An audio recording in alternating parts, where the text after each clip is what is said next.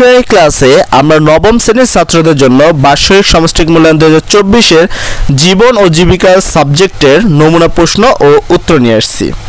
ক্লাসে আমরা 4 নম্বর প্রশ্নের উত্তর করব। যারা 1, 2, 3 প্রশ্নের উত্তর এখনো পাওনি তারা আমাদের এই প্লেলিস্টে গিয়ে দেখতে পারো, তোমাদের সকল প্রশ্নের উত্তর কিন্তু তো আছে। তো 4 নম্বর প্রশ্ন তোমাদের ছিল মাইন্ড ম্যাপ প্রস্তুত করো।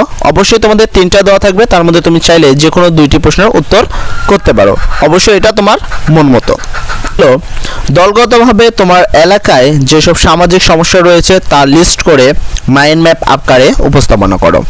তোমাদের 2 নম্বর প্রশ্ন ছিল আগামী পেশার জন্য কি কি মৌলিক দক্ষতা এবং গুণাবলীর প্রয়োজন হবে তা একটি তালিকা মাইন্ড ম্যাপ আকারে উপস্থাপনা করো। সর্বশেষ তোমাদের 3 নম্বর প্রশ্ন ছিল ক্যারিয়ার গঠনের লক্ষ্য উপার্জনের কৌশলগুলো মাইন্ড ম্যাপ আকারে উপস্থাপনা করো। তো এই হলো তোমাদের 3টি প্রশ্ন, যে 3টি প্রশ্ন কিন্তু অনেক ইম্পর্টেন্ট।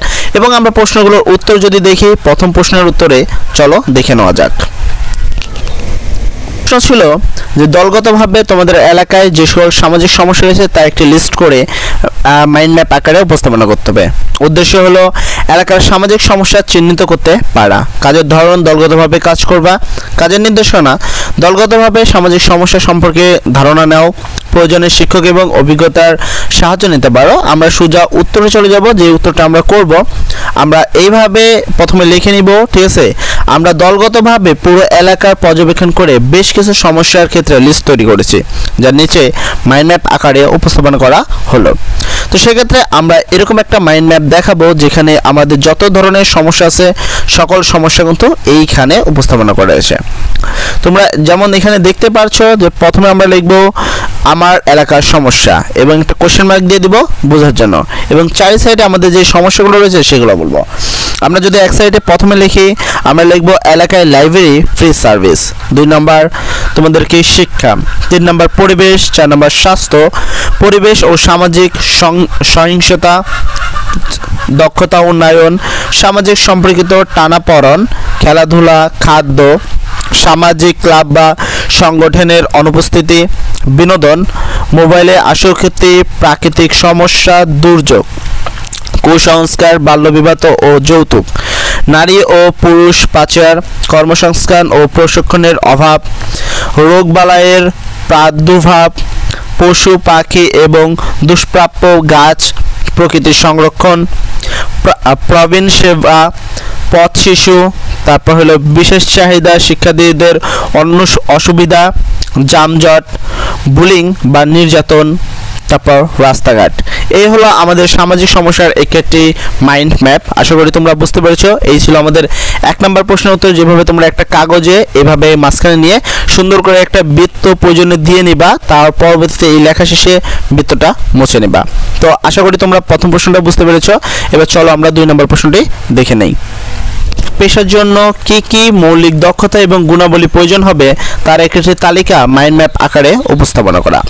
সেক্ষেত্রে আমরা প্রশ্নের উত্তরটি ঠিক এইভাবে লিখতে পারি। আশা করি তোমরা ঠিকঠাক দেখতে পারছো। এখানে তোমরা সর্বপ্রথম যেটা লিখতে পারো, প্রথমে একটা লিখবা পেশার ক্ষেত্রে মৌলিক দক্ষতা ও গুণাবলী দিয়ে বড় একটি চিহ্নিত করবা এবং এই জিনিসগুলো আগে লিখে নিবা এবং এই দাগগুলো পরবর্তীতে দিবা।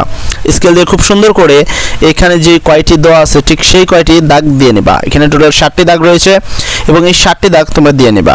তার পরবর্তীতে ভিতরে এই লেখাগুলো লিখে নিবা। যেমন পেশার ক্ষেত্রে মৌলিক দক্ষতা ও গুণাবলী আমরা প্রথম ক্ষেত্রে লিখব সূক্ষ্ম চিন্তন দক্ষতা, মাপ মোকাবেলার দক্ষতা,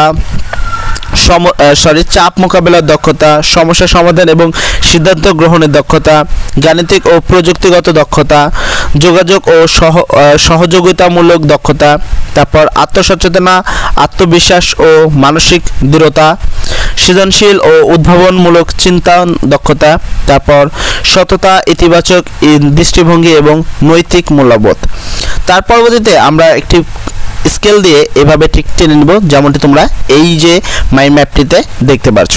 আশা করি তোমরা এই মাইন্ড ম্যাপটি বুঝতে পেরেছো। এটা আমাদের ছিল 2 নম্বর মাইন্ড ম্যাপ এবং আমরা সর্বশেষ 3 নম্বর মাইন্ড ম্যাপ দেখব। তবে তোমাদের সুবিধাতে বলে দিই, তোমাদের প্রশ্নের যে কোনো 2টির উত্তর করতে হবে, 3টির না। তো তোমরা যে কোনো 2টি করলে কিন্তু তোমাদের উত্তর হয়ে যাচ্ছে। সর্বশেষ মাইন্ড ম্যাপের প্রশ্ন ছিল পেশাগত সাফল্য বা ক্যারিয়ার গঠনের জন্য কোন কোন যোগ্যতার প্রয়োজন হয় তা একটি মাইন্ড ম্যাপে আকারে উপস্থাপনা করতে। সেক্ষেত্রে আমরা এরকম একটি ঠিক মাইন্ড ম্যাপ তোমরা দেখতে পাচ্ছ যে মাঝখানে তোমাদের যেটা রয়েছে একটা মস্তিষ্ক দেওয়া রয়েছে এবং সেখানে বলা হয়েছে ক্যারিয়ার গঠনের যোগ্যতা। তো ক্যারিয়ার গঠনের যে যোগ্যতাটা রয়েছে তার পাশাপাশি আমাদের কী কী যোগ্যতা লাগবে সেগুলো একটু খেয়াল করবা। নাম্বার 1 আমাদের লাগবে শিক্ষাগত যোগ্যতা। নাম্বার 2 আমাদের লাগবে অভিজ্ঞতা এবং অনুশীলন। নাম্বার 3 আমাদের লাগবে সেলফ লার্নিং। তারপর নাম্বার 4 লাগবে পেশাগত সংস্থার সদস্য। নাম্বার 5 প্রশিক্ষণ এবং নাম্বার 6 সেটা হলো তোমার কি আপ টু ডেট থাকা, ঠিক আছে, আপডেট থাকা বা হালনাগাদ থাকা। তো যদি আমরা এই 6টি জিনিস অর্জন করে ফেলি তাহলে আমাদের কিন্তু হয়ে গেছে। তো এইটা হলো তোমাদের একটি মাইন্ড ম্যাপ যেটা তোমরা একটি বৃত্তের মতো করে আঁকবা। প্রয়োজনে তোমাদের কাছে অনেকগুলো গোল টাইপের অনেক জিনিস থাকে যার দ্বারা তোমরা ছোটো ছোটো গোলগুলো দিয়ে নিবা এবং এই বড় গোলটা চাঁদা দিয়ে দিবা অথবা কাটা কম্পাস দিয়ে দিবা, সেক্ষেত্রে তোমাদের এটা দেখতে আরও সুন্দর হবে। তো এই ছিল আজকে তোমাদের 3টি প্রশ্নের মাইন্ড ম্যাপের উত্তর। আশা করি তোমরা 3টি প্রশ্নই বুঝতে পেরেছো। যদি কোনো সমস্যা থাকে সেক্ষেত্রে আমাদের কমেন্ট সেকশনে বলতে পারো। পাশাপাশি আমাদের যতদিন না মূল কোশ্চেন আসছে ততদিন পর্যন্ত এই নমুনা প্রশ্নগুলোর উত্তর করতে পারো। আশা করি তোমাদের অনেক অনেক অনেক কমন পড়বে। সর্বোপরি কথা, সবাই ভালো থাকবা। আসসালামু আলাইকুম।